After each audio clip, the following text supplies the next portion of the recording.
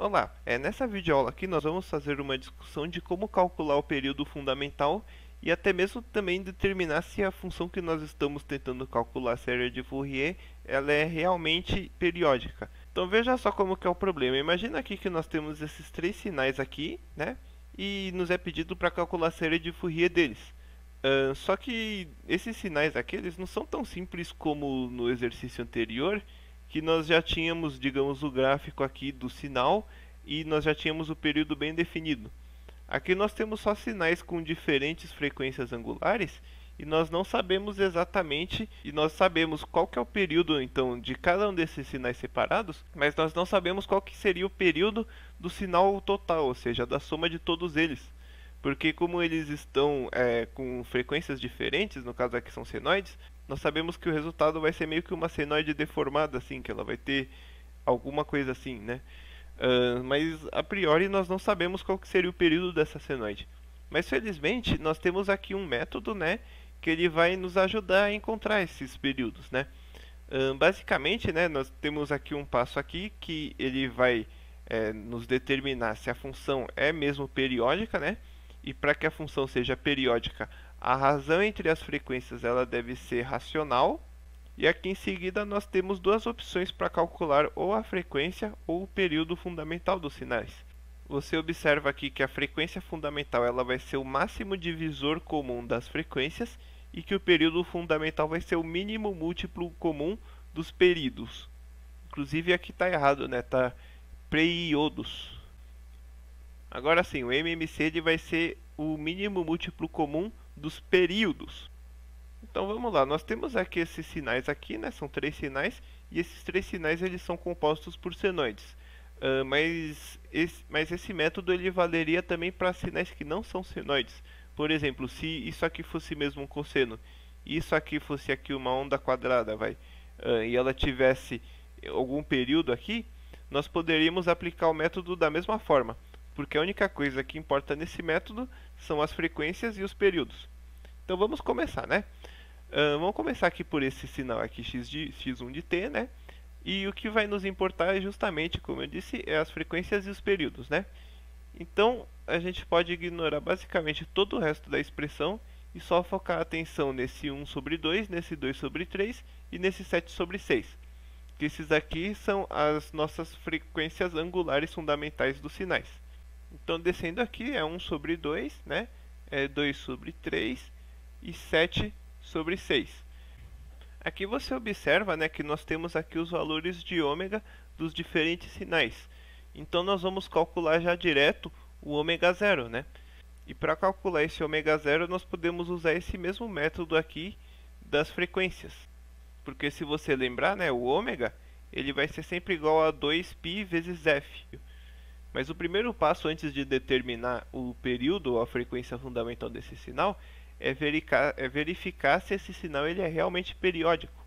E a gente tem que ver se as razões das frequências é um número racional. E se você olhar aqui, essas razões elas vão ser racionais, né? Porque se a gente divide, por exemplo, 1 sobre 2 por 2 sobre 3, nós vemos que vai dar um número racional, né? Então, primeiro de tudo, vamos relembrar aqui como que faz o MMC e o MDC de números, né? Então eu vou colocar aqui dois números aleatórios, por exemplo, é 36 e 45. E vamos calcular o mínimo múltiplo comum desses números aqui. Então para calcular o mínimo múltiplo comum, nós começamos aqui fazendo divisões inteiras por números primos, né? E números primos diferentes de 1. Então vamos começando aqui. A primeira divisão inteira que nós podemos pensar é uma divisão por 2, né? Tem que ser sempre o menor número primo possível. Então o 2 ele pode dividir o 36, porque o 36 é par. Então dividindo aqui esses dois números aqui por 2, nós ficamos aqui com 18, né, que é 16 dividido por 2, e aqui nós ficamos com 45, porque nós estamos fazendo divisões inteiras, né? Então daria uma fração, então a gente repete aqui. Agora a gente vai dividir de novo esse número aqui por algum primo, né? Digamos que é um processo recursivo. Então a gente divide aqui por 2, né? Que o 2 ainda dá para dividir por 2 porque tem um número par. Então aqui 18 dividido por 2 dá 9, né? E daí aqui continua 45. Agora nós vamos para o próximo número primo, né? Poderia ser o 3, o 5, o 7, acho que são esses os números primos. E nós percebemos que o 3 já dá para usar de divisão aqui, né? Então a gente divide aqui por 3. Então 9 dividido por 3 vai dar 3. E aqui é 45 dividido por 3. 45 dividido por 3 vai dar 15. Então prosseguindo aqui, nós vamos pegar de novo outro número primo o menor possível, né? E de novo dá para pegar o 3. Então você vai ver aqui que 3 dividido por 3 dá 1. Quando chega no 1 a gente não mexe mais. E agora 15 dividido por 3 dá 5. E agora nós vamos para o próximo número primo, né? Porque não tem nenhuma divisão por 3 aqui. E o próximo número 5 é justamente... E o próximo número primo é justamente o 5. Então isso aqui dividido por 5, 1, vai continuar 1 aqui. E aqui 5 dividido por 1 vai chegar no 1. Então quando chega tudo em 1 aqui, não importa a quantidade de números que nós estamos dividindo, acabou o MMC. Aí agora o MMC, ele vai ser igual à multiplicação de todos esses números aqui. Então nós vamos multiplicar por 2, por 2, por 3, por 3, por 5.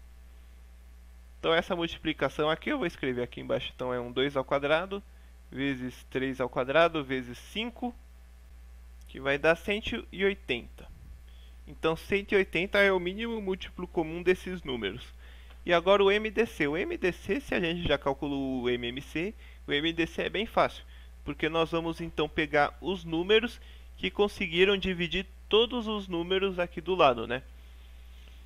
Então, por exemplo, aqui, nós pegaríamos esse 2 aqui, nós não pegaríamos ele. Porque nessa divisão daqui para baixo, o 2 ele não dividiu 45, né? Então esse 2 aqui a gente não pega. Agora esse segundo 2. Esse segundo 2, ele dividiu 18, né? Então 18 virou 9. Mas ele não dividiu 45 de novo. Então o 45 continuou 45. Então esse 2 aqui a gente também não pega. Agora esse 3. Esse 3 aqui, daqui para cá ele dividiu, né? E daqui para cá ele dividiu também. Então esse 3 nós vamos pegar aqui para calcular o MDC.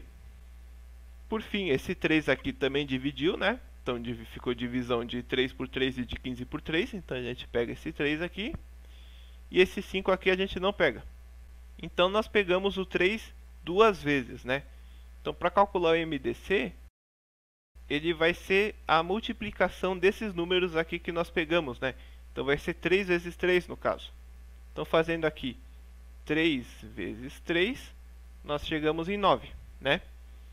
Ou seja, o mínimo múltiplo comum de 36 e 45 é 180. E o máximo divisor comum, ou seja, o número que a gente pode dividir, o máximo número que a gente pode dividir é 36 e 45 e dar uma coisa inteira, é 9. Beleza, então agora vamos fazer aqui o nosso exemplo, né? O nosso exemplo original. É que esse exemplo aqui ele é muito simples, o MMC e o MDC, então não daria para fazer uma explicação legal. Mas para calcular, vamos calcular então o MDC dessas frações aqui. Só que isso é uma coisa que eu também não tinha visto no ensino fundamental, que o MDC de uma fração, ele vai ser igual ao MDC dos numeradores dividido pelo MMC dos denominadores, né? Ou seja, nós vamos ter que calcular o MDC de 1, 2 e 7 e depois calcular o MMC de 2, 3 e 6. Então eu vou fazer eles aqui rapidinho, mas até olhando por esses números até daria para fazer de cabeça talvez. Mas vamos lá, aqui tem 1, 2 e 7, né? Então vamos dividir aqui. Na verdade o primeiro número primo que vem aqui é o 2, né? Porque aqui já está a divisão por 1. Então ficaria 1, 1, 7. E agora vem o 7, né? Que é o próximo número primo. Então o MMC desses números aqui seria 14, né? Do 1, 2 e 7. Mas nós então estamos interessados no MDC. Acontece que o MDC a gente não pode calcular ele, né? Porque você vê aqui que nenhum desses números aqui ele conseguiu dividir todos os números ao mesmo tempo. Na verdade só tem um número, né, que vai dividir todos esses números ao mesmo tempo, que é exatamente o 1. Então a gente conclui daqui que o MDC desses numeradores, ele vai ser igual a 1, né? Agora vamos calcular o MMC desses números daqui de baixo. Calculando então o mínimo múltiplo comum desses números aqui embaixo, a gente tem um 2, tem um 3, tem o 6, né? Então nós começamos aqui com o primeiro número primo, né, que seria o 2. Então ficaria aqui 2 dividido por 2 dá 1, 3 dividido por 2 continua 3, e 6 dividido por 2, 3. E daí o próximo número primo aqui seria o 3, né? Então ficaria aqui 1, 1 e 1. Então a gente conclui aqui que o MMC desses aqui de baixo seria então a multiplicação desses dois aqui. Então a gente conclui que o MMC é igual a 2 vezes 3, que é igual a 6. E já está aqui o nosso ômega zero. Já está aqui o nosso ômega zero. O ômega zero então é 1 sobre 6. O ômega zero é 1 sobre 6. Beleza, vamos então agora para o segundo exemplo, né? No segundo exemplo, a gente tem 2t e a gente tem πt, né? Então aqui a gente tem 2 e π. Então logo de cara a gente já vê que não dá para calcular os períodos fundamentais desses sinais, simplesmente porque esse sinal ele não vai ser periódico. Porque lembra aqui, a primeira regra aqui para verificar isso aqui é verificar se os sinais eles são periódicos, ou seja, se a razão de frequências entre eles é racional. No outro exemplo aqui, talvez eu não tenha falado, mas a gente vê que são números todos racionais e são divisões de números racionais por números racionais.